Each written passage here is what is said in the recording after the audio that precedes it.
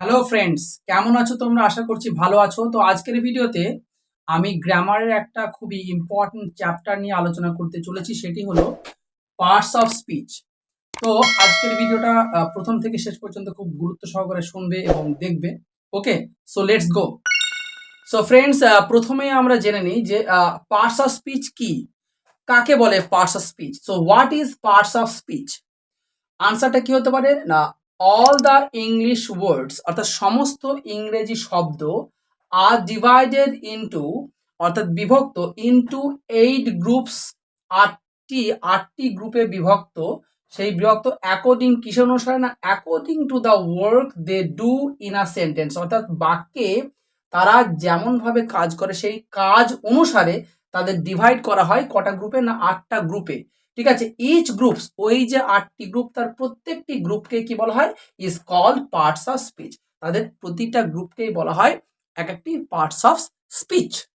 অন্যভাবে বলা যায় যে বাক্যের এক একটি অংশকেই এক একটি পার্টস অফ স্পিচ বলা হয়।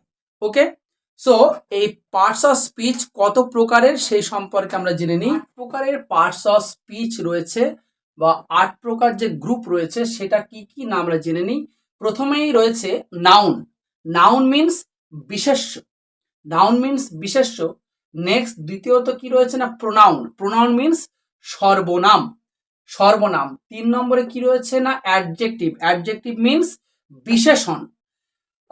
চতুর্থ নম্বরে কি রয়েছে না, ভার্ব মিন্স ক্রিয়া।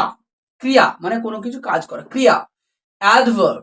অ্যাডভার্ব মিন্স ক্রিয়া বিশেষণ। ক্রিয়া বিশেষণ। 6 নম্বরে কি রয়েছে না, প্রিপোজিশন মিন্স পদান্বয়ী অব্যয়। পদান্বয়ী অব্যয়। 7তে কি রয়েছে, 7 রয়েছে সংযোজক অব্যয় অর্থাৎ কনজাংশন মিন্স সংযোজক অব্যয়। লাস্ট ওয়ান হলো ইন্টারজেকশন মিন্স আবেগ সূচক অব্যয়। ওকে, তো 8টি গ্রুপের নাম এখানে ডিসকাস করা হলো যে, এবং তাদের বাংলা অর্থগুলো এখানে ডিসকাস করা হলো। তো ফ্রেন্ডস, পরবর্তী ভিডিওতে এই 8টি গ্রুপের প্রত্যেকটিকেই আলাদা আলাদা করে আলোচনা করা হবে। তো এই ভিডিওটা যদি তোমাদের ভালো লেগে থাকে অবশ্যই একটা লাইক করো, কমেন্টস করো, শেয়ার করো। ততক্ষণ পর্যন্ত সবাই ভালো থাকো, সুস্থ থাকো। ওকে, বাই।